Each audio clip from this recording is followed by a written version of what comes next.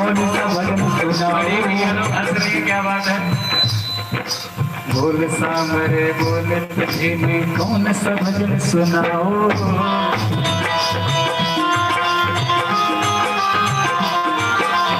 ऐसा कोई गीत बता दे तू नाचे मैं गाऊं। ऐसा कोई गीत बता दे तू नाचे मैं गाऊं।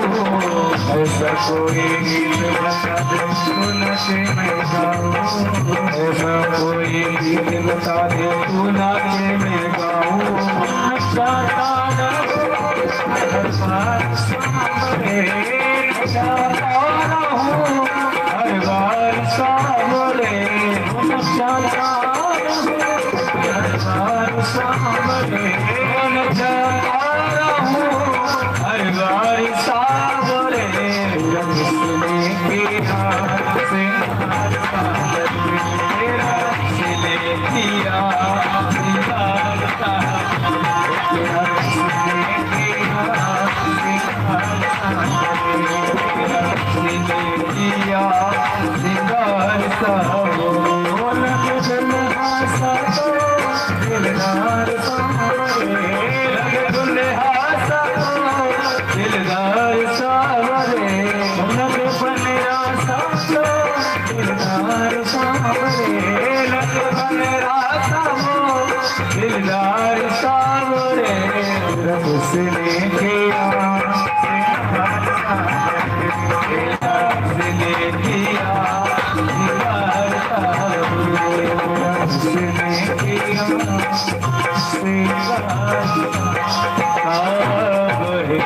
भगवान बहुत सुंदर लग रहे हैं, बहुत मतलब भगवान का विवाह हुआ। स्वयं महाराज भीष्म आए, भगवान का जो है तो राधा रानी के साथ विवाह हुआ। साहब द्वारिकावासी रुक्मणी को अपनी बेटी मान करके भगवान के साथ कन्यादान किए। जैसे आप सब लोगों ने कल कन्यादान विवाह महोत्सव सब लोग बड़ा धूमधाम से, बहुत कल महाराज भी भगवान बहुत धूमधाम से मचाए। गोपियों के साथ खूब भगवान नाचे, ऐसी बंसी बजाए कि जो है पागल हो गए सब गोपी। कि वृंदावन में बंसी बाजे तेन भुवन धुन छाए। बोले वीणा नारद जी दौड़े शिव समाधि बिसराई। को मोरलिया हर के मधुबन में धूम मचाई। ऐसे भगवान ने सब गोपियों की बड़ी बुरी दशा हो गई कि खीर में नमक दाल में शक्कर माखन में मिर्चाई। सब गोपियां जो जिस अवस्था में थी, कोई खीर जो कुछ बना रही थी, खीर बना रही थी तो खीर में भगवान की जब बंसी सुनाई पड़ी तो खीर में नमक डाल दिया शक्कर की जगह। माखन में जो है थोड़ा सा दही हो, ऐसे थाली में अगर फेंट करके मक्खन निकालना है तो बार बार जल डालते हैं। तो माखन उस दही में क्या डाल दी पता है? मिर्चा सुखा कर रखी तो वही जो है जैसे पीस दिया। ऐसी स्थिति कि गौ को सागपति को भूसा ऐसी मति बौराई। को मोरलिया हर के मधुबन में हो। भगवान की बंसी सुन के साथ गोपियां। तो ये भगवान का एक विवाह आप लोगों ने श्रवण किया। बड़े धूमधाम से जो है भगवान का ये विवाह महोत्सव भगवान का मनाए। रुक्मिणी के साथ भगवान का विवाह हुआ। दूसरा विवाह भगवान का यहीं के राजा थे, द्वारिका के ही राजा परीक्षित जी को सुखदेव जी कथा सुना रहे थे। तो सुखदेव जी से परीक्षित जी कहते, गुरुदेव एक बात बताओ, आप शुरू दिन से कह रहे हो कि भगवान 16,108 विवाह किए। गुरुदेव आपको पता है ना कि मेरे पास सिर्फ 7 दिन का समय है, आज मेरा अंतिम दिन है। रात्रि में तक्षक मुझे आकर काट लेगा और मेरी मृत्यु हो जाएगी। तो जब 16,107 8 विवाह भगवान के आप बता रहे हो तो एक विवाह में 6 दिन लग गया। अभी तो 16,107 विवाह है तो 2-4 साल तो लगेगा। 2024-25 तक करवाएंगे। बोले नहीं परीक्षित जी आप चिंता क्यों करते हो? अरे जब लड़का लड़की राजी तो पंडित तुरंत पढ़ने में देरी कहाँ? तुरंत हवाले विवाह कराओ। भगवान का दूसरा विवाह कराने लग गए। आसीत सत्राजितो सूर्य भक्तस्य परमं सखा प्रीतस्मै मणिं प्राप्ता सूर्यसन्तुष्टः समन्विता। एक द्वारिका के राजा थे जिनका नाम था सत्राजित। आसीर सत्राजितो सूर्य भक्तस्य परमः सखा। ये सूर्य के बड़े ही भक्त थे। सूर्य ने इनके ऊपर प्रसन्न होकर के एक मणि दिए थे, जिसको मणि का नाम था, क्या नाम था मणि का नाम? समयंतक मणि। इस मणि का चमत्कार था कि अपने अंदर से रोज 8 भार सोना उगला करते थे। एक भार 8 तोला का है, घर में जाकर हिसाब लगा लेना। बोलो राधे राधे। तो रोज कितना उगला कर दिए अपने अंदर से?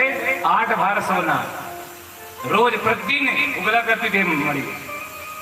जहां ये मणि रहती थी वहां जो है तो अकाल नहीं पड़ता था, लेकिन नित्य प्रति मणि की पूजा भी किया करते थे, करना पड़ता था।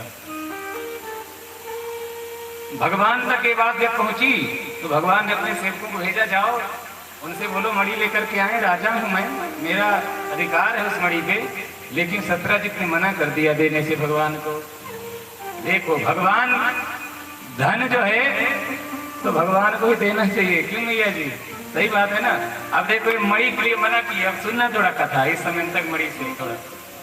ये भगवान के लिए मना किए, सेवकों से जो है तो मना कर दिए। बोले क्यों दे? भगवान ने आदेश दिया कि जाओ जाकर के बोलना कि अरे क्या करेंगे मणि को लेकर के, वो घर में उनके कोई है नहीं ज्यादा, 3.5 लोगों का परिवार इनका।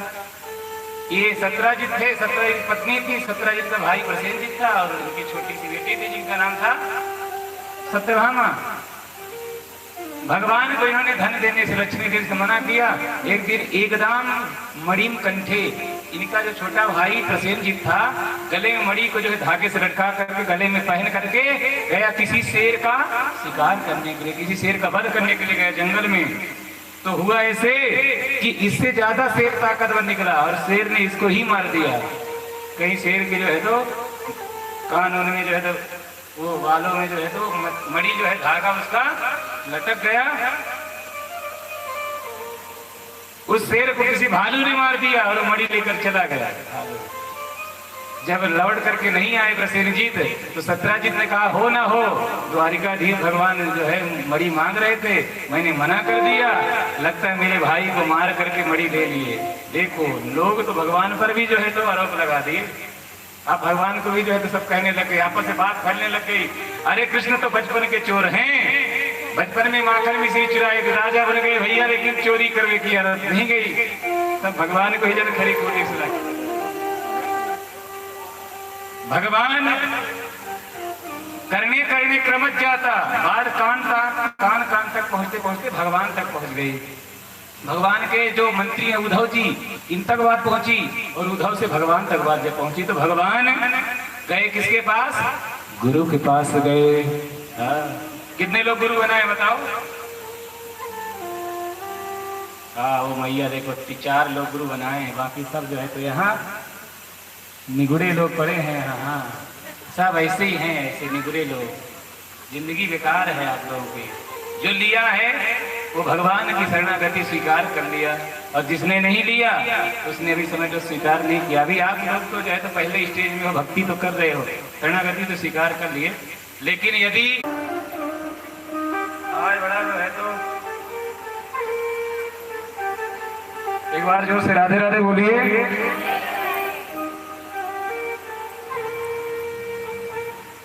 मंत्र लेना जरूरी है।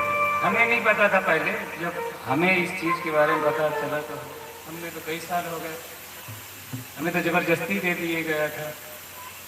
हाँ जहाँ जाते थे वहीं गुरु मंत्र दे देते थे। हाँ लेकिन हम लोग बच जाते थे। मतलब कहने का मतलब कि छोटे थे तो हमको पता नहीं था। अब तो गुरु जी तो पहले जानो फिर जो है तो गुरु बनाओ। क्योंकि ये कंठी जब पहनते हैं ना तो सत्य ज्यादा बोलने का प्रयास करना चाहिए। व्यक्ति को ज्यादा से ज्यादा सत्य बोलने का प्रयास करना चाहिए। हाँ, अभी नहीं कहता कि पहन करके हरिश्चंद्र बन जाओ, नहीं तो हरिश्चंद्र की क्या दशा हुई थी आपको पता है। बोलो राधे राधे। लेकिन ज्यादा से ज्यादा प्रयास करना चाहिए सत्य बोलने का। हाँ, ज्यादा से ज्यादा सत्य बोलने का प्रयास करना चाहिए व्यक्ति को। और लहसुन प्याज तो खाने नहीं चाहिए, बहुत कम खाना चाहिए। कभी कभी मन करे तो खा लो, हो गया, मना नहीं करते। अब आप सोच रहे हो लहसुन प्याज के लिए क्यों मना करते हैं। देखो, लहसुन प्याज में बुराई नहीं है, इसमें अनेक फायदे अनेक लाभ हैं। लेकिन लहसुन की उत्पत्ति कहाँ से पता है? कुत्ते के नाक से, और प्याज की उत्पत्ति कुत्ते के अंडकोश से हुई है। हाँ, मतलब लहसुन प्याज खाना इतना कुत्ते के मांस के बराबर है। एक श्लोक है, मैं किसी को जो है तो ठेस पहुंचाने के लिए नहीं कह रहा हूं, लेकिन जो सच्चे हृदय से भगवान की भक्ति करना चाहते हैं उनके लिए वही वो खाएं जो अपने भगवान का भोग लगाएं, जो ठाकुर जी को भोग लगाएं, वही प्रसाद रूप में पाएं। तो लहसुन प्याज तो तामसिक थोड़ा। एक श्लोक है, दिग्देव दैत्यम अभिसिंचित पलांडुम। श्लोक पुराण में श्लोक है कि एक दिग्देव नाम का ब्राह्मण है, वो प्याज में, पलांडुम कहते हैं संस्कृत में प्याज को, ओनियन इंग्लिश में कहते हैं, हिंदी प्याज। ऐसे पलांडुम माने संस्कृत शब्द है प्याज। दिग्देव दैत्यम अभिसिंचित पलांडुम। सिंचित मतलब सींच रहा है, किसको? प्याज को। उसे क्या है? धिक्कार है, खा नहीं रहा है, केवल सींच रहा है, पानी लगा रहा है, सिंचाई कर रहा है, उसे धिक्कार है। और एक उड़ीसा के बाबा थे, तो उनसे मैंने कहा, बाबा आप तो जो है मछली खाते हो, अच्छी बात, थोड़ा धीरे धीरे बेटा।